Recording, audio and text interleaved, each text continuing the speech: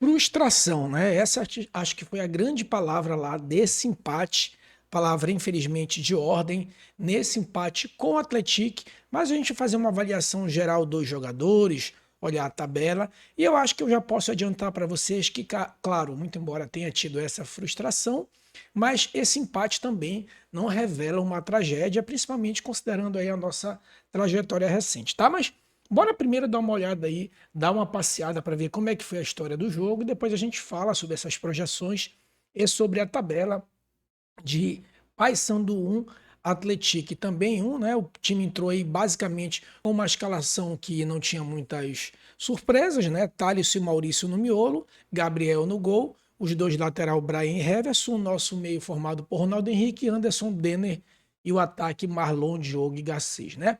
Bora lá fazer uma passagem por cada setor. Gabriel Mesquita, né? Acho que a cada jogo a gente diz assim, cara, esse goleiro ele vai ser titular a temporada inteira. Então agora essa certeza ela tornou absoluta, né? Gabriel Mesquita volta a dizer, não pode dizer que foi o herói do jogo, mas diria que foi um jogador muito importante, porque herói do jogo dá a noção de que o PS não foi só atacado e não foi só isso que aconteceu.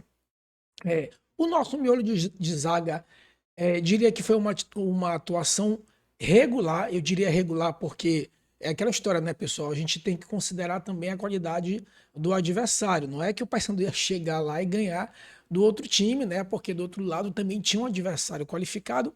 Então, eu diria que foi uma atuação regular, considerando que é um adversário muito forte, né? E eu acho que aqui nas laterais, acho que foram um dos nossos pontos de mais fragilidade. O Brian, e aqui eu vou colocar aqui, eu acho que é a minha grande crítica ao Claudinei, né? O problema em si não é o jogador, né? Porque o Brian, ele conhecidamente é um jogador que ele muito mais apoia, né? Tanto que ele às vezes pode até fazer como uma espécie de ala. Eu acho que é um erro do Claudinei colocar o Brian aqui na direita. Eu sei que teve a questão lá do Luan Freitas, né? Enquanto a gente estava com o Luan Freitas ali fazendo a posição de falso lateral direito, a nossa zaga estava muito boa, inclusive em 4 jogos, acho que a gente levou um gol, se eu não me engano. Infelizmente o Luan Freitas se machucou e desde lá a gente começou a levar muito mais gols depois que o Brian passou a atuar aqui na direita. Então, ou seja, os próprios números confirmam que o Brian não é um jogador, não é um lateral que serve para marcar, né? Então, eu coloco aqui na conta do Claudinei, claro, a atuação individual é do Brian, mas eu acho que mesmo sem o Luan, o Claudinei tinha que ajustar isso aqui. Não pode o Brian continuar sendo um lateral, né? Que ele não é um lateral de marcação. Ele pode ser uma opção para um apoio, né? Ou quando o time tiver, enfim, desesperadamente precisar vencer, a gente pode discutir, né? Você tem todo o direito de discutir a qualidade do Brian. Só que nesse caso eu acho que o problema é muito mais de esquema, né, de estrutura de time do que o próprio jogador individualmente, mesmo que a gente tenha todas as ressalvas individuais contra ele, né? Eu acho que o problema aqui é a escalação dele, o Claudinei aqui, eu acho que é um dos poucos pontos que o Claudinei merecia ali uma crítica. O outro, Heverson, eu acho que a atuação, né, para quem vinha sempre sendo o rei da assistência, acho que muito discreto, não comprometeu, mas para quem vinha tendo um certo protagonismo de assistência, eu acho que ficou muito aquém, né? Eu acho que falta ele, como o Garcês, a gente vai já ver que o Garcês ele é muito agudo aqui pelo lado esquerdo, falta ele se aproximar mais do Garcês. Eu acho que ele dá o passe muito longo para o Garcês e falta ele encostar um pouquinho mais. Talvez isso também seja, né, por conta da característica do time, né, que o Paysandu acaba sendo muito mais reativo e quando você é reativo, raramente o lateral está bem próximo do atacante. Esses times reativos têm como característica jogar lá na frente e os atacantes num contra-ataque fazem o gol, assim foi contra o Curitiba, assim foi contra o Amazonas. Então eu diria aqui que o Heverson muito discreto, né, no máximo regular. O nosso meio de campo, eu acho que um problema seríssimo do nossos cabeças de área. Vilela fez muita falta nesse jogo. Acho que o nosso cabeça de área, Ronaldo Henrique, eu acho que na hora do gol, né, que ele ficou lá no X1 mano a mano, não foi culpa dele, ele não dá pra dizer que é culpa, né, galera? Porto pega um contra-ataque. Um atacante, por natureza, ele vai ser muito mais veloz do que um cabeça de área ou um defensor. Então, não dá pra dizer, eu vi muita gente dizer, o cara levou um traço. Pô, não tem como, pô. Tu pega o cara no contra-ataque, o cara vem na velocidade, Não tem Thiago Silva, meu irmão, que tire esse, esse contra-ataque aí. Então, acho que não foi culpa dele, não é pelo contra-ataque, mas eu diria que pelo protagonismo. É um jogador que deveria ter mais protagonismo no Paysandu e não tem. Não sei se a condição física ou se a idade já tá pesando. Então, o Ronaldo Henrique já tem demonstrado que não é um jogador para. Desculpa, não é um jogador que tem demonstrado aí para ser primeira opção. Pode sim muito bem compor o elenco, né? A gente sempre tem que lembrar que a gente está falando de Série B, não é Série A e não é Premier League. Então daria sim para compor o elenco, mas para titularidade não. O, o Anderson Leite também, acho que a gente poderia dizer que é um jogador ok, né? Deu aqueles dois últimos vacilos contra o Coritiba, mas tudo involuntário e também contra o Amazonas, mas eu acho que é um jogador ok, dá para ficar no elenco. Eu acho que o Ronaldo Henrique é que está muito abaixo aí das nossas expectativas, né? Agora, em relação ao Denner, né, eu acho que o Denner ele cabe um asterisco muito grande aqui, né? No Denner. Eu acho que é um bom jogador, eu gosto desse jogador. Só que qual é o problema? Ele não é um meia de criação. Ele é muito mais, vamos colocar mais aspas aí, ele é muito mais um terceiro volante, né? Aquele cara que atua bem na frente dos dois volantes. Então, como eu acho que o Paysandu, e aí já entrando aqui no ponto de contratação, seria muito interessante o Paysandu aqui com Vilela e Denner. Eu gostaria muito de ver o Paysandu com Vilela de primeiro volante e Denner de segundo volante. E, obviamente, trazendo um camisa 10 aqui. Esse camisa 10 pode ser um cara contratado, pode ser o próprio Rossi, né? Fazendo o falso 10 aí. É um bom jogador, tem muita intensidade, mas é um cara que destoa, né? Ele não é um cara camisa 10. Então, ele tá sendo colocado ali muito mais para quebrar o galho. Mas sim, galera, ele é um bom jogador, né? É sim um bom jogador. Inclusive, ontem pisou na área e fez o gol. Em relação aqui ao nosso ataque, Marlon, que na verdade, né, é um ponta, é um beirada que na verdade muito mais recompõe como meio de campo, cumpriu a função tática dele, né? Não é nem acima da média, nem abaixo da média. Eu acho que o Marlon faz o papel dele de aplicação tática, né? Que é aquele cara de confiança do Claudinei. O Garcês e o Diogo nem se fale, né, cara? São os principais jogadores do Paysandu.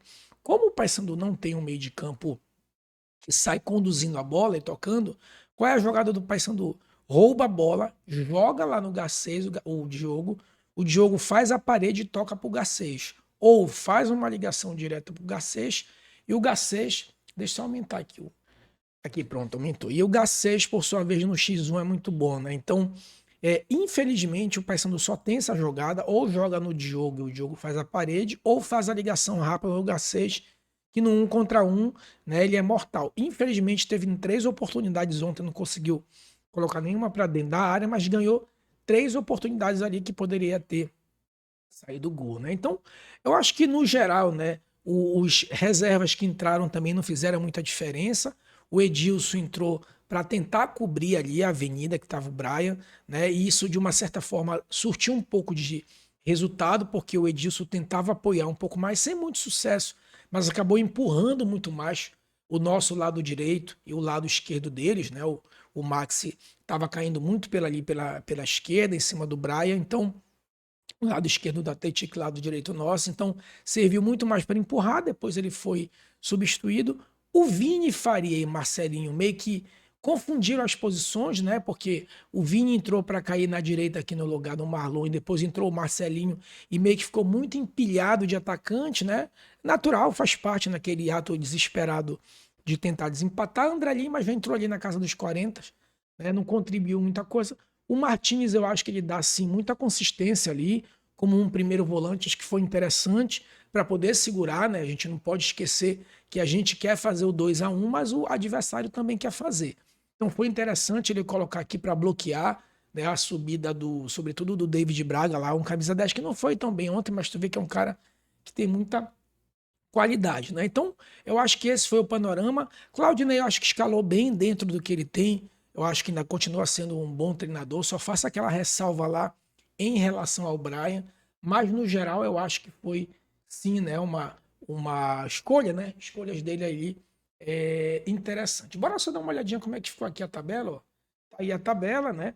E aí, já pontuando, né? Já voltando sobre essa questão da frustração, né? Claro, Foi frustrante, porque a gente pontuando, a gente está aqui em 17º na zona de rebaixamento. Com 22 a gente seria o 15º. Foi frustrante? Sim, foi frustrante, claro. Mas é aquilo, né, que já virou até uma ladainha para mim. A gente não pode esquecer que é um campeonato de 38 rodadas. Agora que a gente chegou na metade.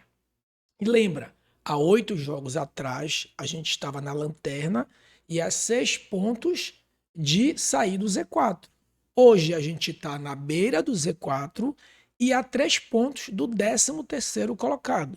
Então, é uma frustração, sim, mas não é de todo ruim, principalmente, galera, porque a gente tem que considerar aquela velha história, né?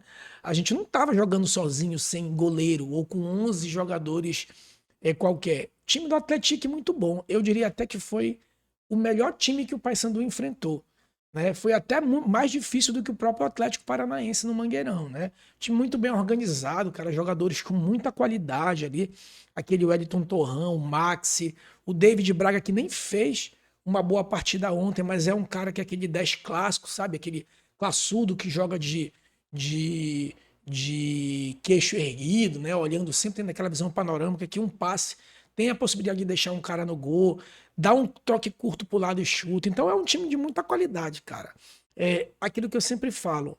O problema não foi o empate, né? O empate normal, é comum, é um bom time, assim como o Atlético Goianiense era um bom time.